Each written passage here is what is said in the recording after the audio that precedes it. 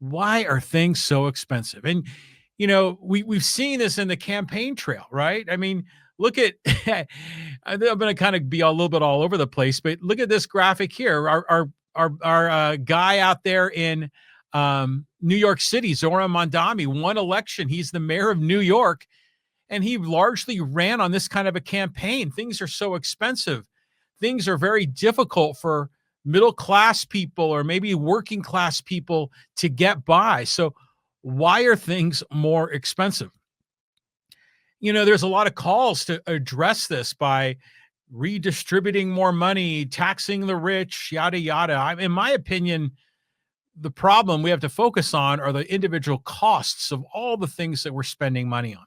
Now, you may have heard, of course, we had huge rising inflation during the COVID years, particularly, in 21 and 22, maybe into 23, and inflation is way down, but prices are still really high.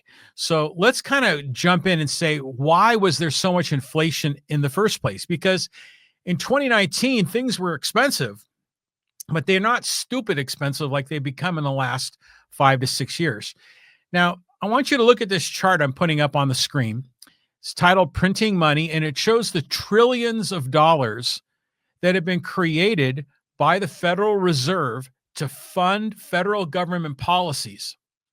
And you can see that during the George W. Bush and the Barack Obama, and even the first 3 years of the Trump presidency, Trump 45, the money was being created. It was fluctuating from year to year. There was obviously a kind of a shock that happened in 2008 that kind of affected some of that, but it was nothing like what happened in 2020 under Trump and in 2021 under Biden. And that's when the printing presses went wild. They were flooding the zone with cash. I remember seeing a 60 Minutes piece where the person who was being interviewed was one of the presidents of one of the individual Federal Reserve banks. I don't know if it was St. Louis. It was one of those. And he was saying how they fully intended to flood the market with cash. They thought that in 2008, they hadn't gone far enough. And so that's what we're seeing here. In 2020, $4 trillion of brand new money was created. And in 2021, when Biden was president, an additional, what would that be? Another $2 to $3 trillion was created. So over $6 trillion was created, mostly on Trump's watch, but partly on Biden's watch. And that's what inflation is. Inflation is typically a monetary policy issue. Inflation is when the supply of money has been inflated, that there's more dollars in circulation. Now, most people think, inflation means that prices are inflated, that prices go up. And that's usually what happens, because obviously if there's a lot more cash in the marketplace, that means there's a lot more demand for products and services. People are going to be buying more. And that in turn, that increased demand provides a mechanism where prices are going to typically go up, providing that supply is kept in line. So I think people need to understand this initially. Things are really expensive because of all this money printing that happened about 4 to 5 years ago. And even though inflation has come down, that just means that the prices are not continually going up every month, every year. It just means that they've sort of leveled off, but they've leveled off at a very high plateau. That's key right there. And I think a lot of people lose sight of that. They think, if inflation has gone down, back to normal levels, and we're back to 2019 levels. So that's obviously not true as far as prices are concerned. Prices are still high. But where do you spend your money? And, I went online and I've, got one of those. There's a lot of places you can look and say, what's an average family budget? And obviously it's going to vary from family to family. But what's an average family budget? And, according to this particular survey, 33% of people's expenses are usually allocated, at least their after-tax expenses, after income tax, is allocated to housing. And that's not just counting their mortgage payment, but it's also their insurance and all the other things that go into maintaining that home and paying for that home. Or if you're renting, this is going to be rent and renter's insurance and everything involved with that. The second item where people spend the most is in food. Then third is in pensions, which is really the money that is coming out of payroll deductions to fund Social Security and Medicare, so that we have that kind of social safety net for us when we retire. Then transportation is number 4 on the list, savings number 5, and then on down the list: healthcare, utilities, entertainment. We can we can arm wrestle over the stack ranking of these. We can even arm wrestle over the percentages, because I know obviously healthcare has gone bananas. But let's just go through this more as like a checklist. Is housing getting more expensive? Yes, it is. And we've talked a lot about this on the podcast. Housing has gotten so expensive because of supply and demand. There is more and more demand for housing, but not enough supply. There are more and more people that live in San Diego County, but not enough buildings, not enough apartment buildings, not enough single family homes, not enough condos are being built. And even though you're seeing evidence of a lot of construction in the last few years, really going back the last 15 years or so, the amount of new construction has been greatly limited, typically by a lot of do-gooders in communities that don't want to have more people in their communities, that don't want more traffic, more stress on the infrastructure. They don't want more kids in the schools. We already got too many people here. You're killing our open space. These people, which I've referred to as NIMBYs, not in my backyard, these are the people that are the ones that are protesting against a lot of new home construction.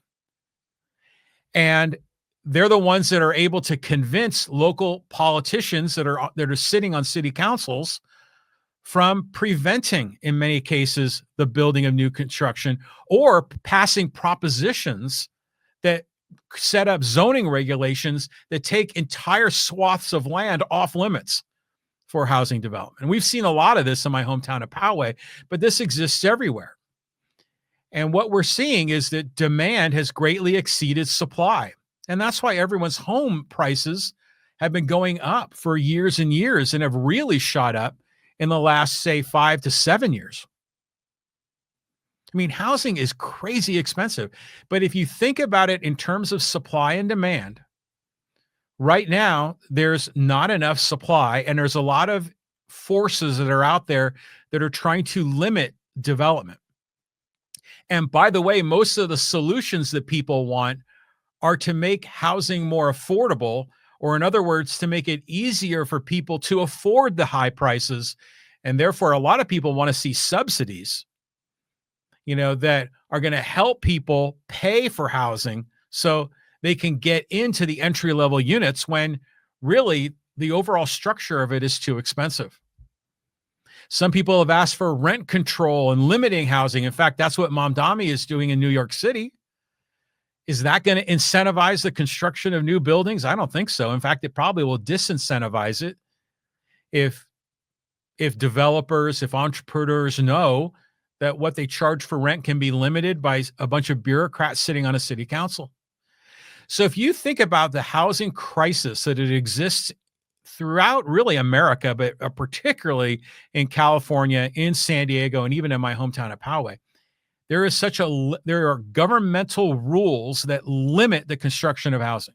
Now, we won't even get into the tariffs on Canadian lumber and the tariffs on products and goods, household goods, hardware, plumbing, all of the hardware that you would buy and use to build a home. A lot of that is manufactured overseas. That's all tariffed. There's a lot of other factors that go into this that drive up the cost of housing that are largely caused by locally or state or federally elected officials. So keep an eye on that when you're looking at this. Now, number 2, food. Is food more expensive? Hell yeah, it's more expensive. But why is it more expensive? Well, there's a number of different reasons to this. In some cases, it's because of tariffs. It's because of, been coffee prices. I think the tariff on coffee is like what, 50%, and it's caused overall coffee prices, I've heard, to go as high as 90% up. So coffee is more expensive. Um, we've seen stories about eggs being very expensive, particularly during the Biden presidency. That was sort of one of the litmus tests for Trump, if he could lower the price of eggs. We're hearing stories about beef being more expensive. Why is beef more expensive? Well, think all these things through. In some cases, we said food items are tariffed. Okay, so there is a cost that the importer is paying, the American company is paying for the import tariff, and that added expense they pass down the supply chain, and it eventually lands at the consumer level, whether you're buying the food in a grocery store or you're buying the food in a restaurant. The cost of that food has gone up if it was imported and tariffed.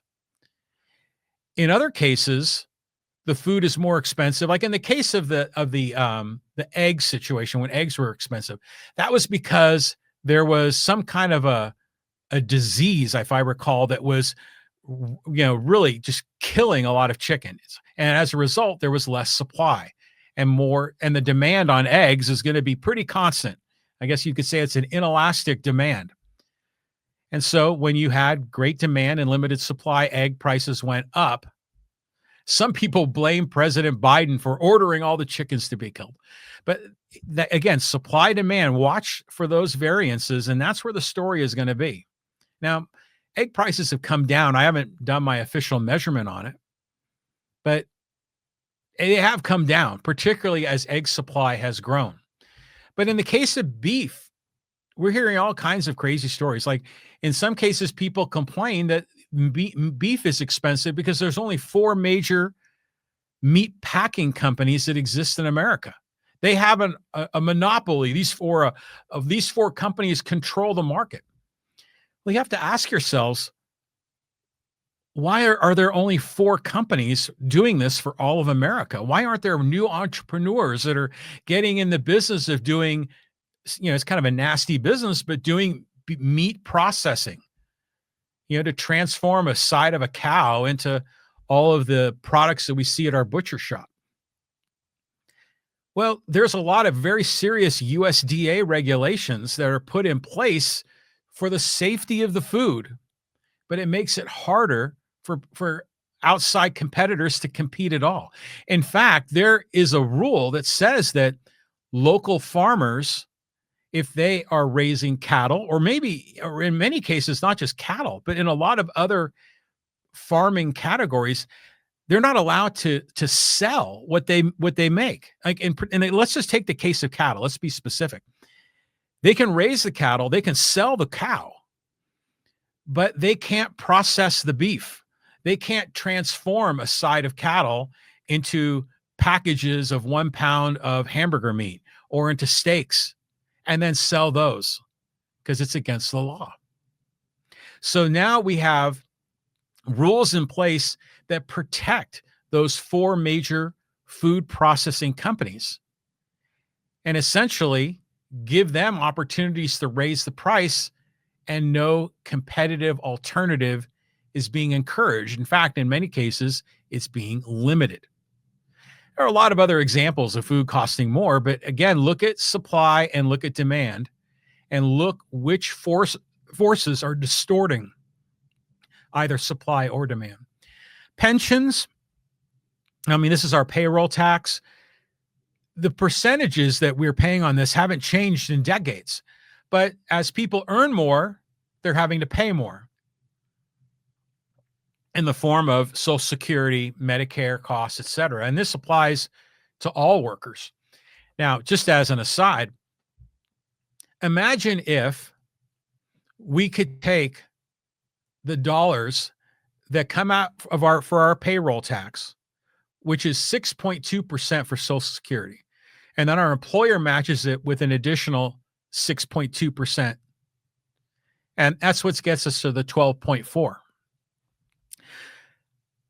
Imagine if we were able to use those dollars and invest them not in the Social Security system, but invest them into a very safe mutual fund that is aligned with the stock market index. People call it an index fund, which historically have always done very well.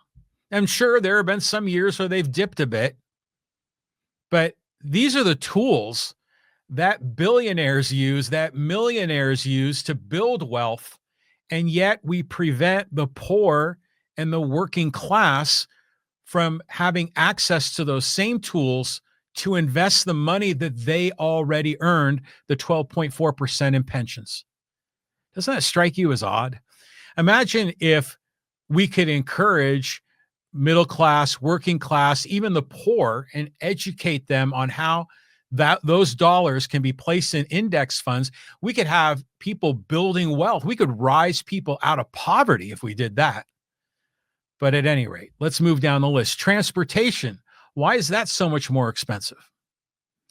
Well, gas taxes are insane in California. I mean, you go to Arizona and the price of gas can be $1, and a half cheaper than it is in California. I mean, prior to the last gas tax increase, I remember looking at it and fully loaded, it was $1.20 a gallon. For the federal, the state, everything added up, it was $1.20 a gallon for gas tax in California. Unbelievable. Now, the good news for me is I don't pay gas tax. I drive an EV, so I haven't paid as close of attention to it. But there are a lot of other costs. I mean, we know cars are a lot more expensive. Well, why are cars more expensive?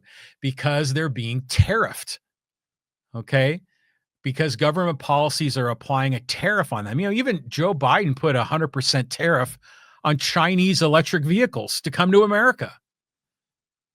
Inexpensive, high-tech, wildly popular electric vehicles that are being sold in Asia and in South America and other parts around the world, but were slapped with a 100% tariff, in this case by Joe Biden, because he wanted to protect the interests of electric vehicle makers in America. In other words, he wanted Americans to pay the high prices that the American EV companies are demanding. That's not good for the American people. So the price of automobiles has gotten a lot more expensive. I mean, God, remember during COVID how hard it was to get a new car back then, because so many of the microchips are being made in Korea and in Taiwan. And those are more imported products that come to America that are baked into the cost of what we're buying. I mean, even the imported tax, the so-called good tariffs, that some people call them good because they're targeted rather than blanket tariffs, but the targeted tariffs that Biden and Trump have put on steel and aluminum, think that makes cars more expensive? Absolutely it does. Savings is listed there at 10%. I'm sure some people save a lot more than 10. There's some people that save a lot less. There's some people that don't save enough at all. But right now, interest rates are generally still pretty low. Hard to make that much additional income off of your savings interest if you just put your money in the bank for savings. There's healthcare listed. We all know that healthcare is expensive. We all know that with the Affordable Care Act didn't necessarily make healthcare more affordable, especially if we have to come up with giant taxpayer subsidies to help people out. If you even set aside insurance and just look at the actual cost of healthcare, it's getting more and more and more expensive. But that's an industry that's heavily regulated by the federal government and by state government and by counties. The delivery of healthcare, but also medical devices and other medical technology, extraordinarily expensive. And those prices keep going up. And who controls? Well, we already know that approximately half of the marketplace for healthcare insurance is government run. Medicare, Medicaid, VA. Of the remaining 50%, it's not, the health insurance isn't run by the government, but it's heavily regulated by the government, particularly with Obamacare, Affordable Care Act. And by the way, the Republicans don't have a solution on healthcare at all. other than kind of trying to keep Obamacare going. So neither one of these parties has solved the affordability problem with healthcare. And then go down the list. Utilities, are they more expensive? Yeah. Here in California, particularly in San Diego, we're paying some of the highest rates for electricity in America. There's only a few metropolitan areas in America that pay more for electricity than we do here in California. Why is that? Well, we know that there's been a shift to having more solar, more wind, more renewables. Sounds great. I'm supportive of that. But it sounds like that's making it more expensive. I mean, otherwise, why would prices be so outrageous? Now, I will say this is that part of the reason for energy have gone up is because so many people have gotten solar. And so what they've done is they've increased the fixed fee and your variable rate to make up, in some cases, for the loss of a lot of customers that have switched to solar. But again, a lot of these are like incentives or distortions created by government policies that manipulate this. And we could go down the list. What's interesting, though, is that if you go back here to our guy, Mamdani, who's the new mayor of New York City. What did he run on? He ran on affordability. He ran on the rent is too damn high. You know, he wanted to have a rent ceiling. He wanted to cap the price of rent. He ran on government grocery stores because the price of food was too damn high. And he also ran on the cost of transportation was too high. And if you look on our list, here's that list. There's housing, and there's food, and there's transportation that are three of the top four. He was going right after that. Yeah, things are expensive. But if you really think it through, a lot of this it's not, I mean, are corporations being greedy and trying to make as much money off you as possible? Well, yeah, they are. Yeah, businesses will always try to maximize their profit. But as consumers, we have the opportunity to competitively shop. We can either buy or not buy, or we can buy from any number of alternative providers. And that, of course, also provides incentive for entrepreneurs to get in the market and compete and provide better solutions at lower prices. But look at what's happening in housing, in food, in transportation. There are less and less options. Or there is more control of the industry by so-called do-gooders in the public sector, in the government, that what they end up doing is just rigging the market, distorting the market to favor certain political interest groups and donor bases at the expense of others. And that's the battle we play. There was one more thing. I do want to, before we jump to the next topic, I do want to show you this chart because this is mind-blowing. This goes back to the cost of housing, which is number one on the list of why are things so expensive.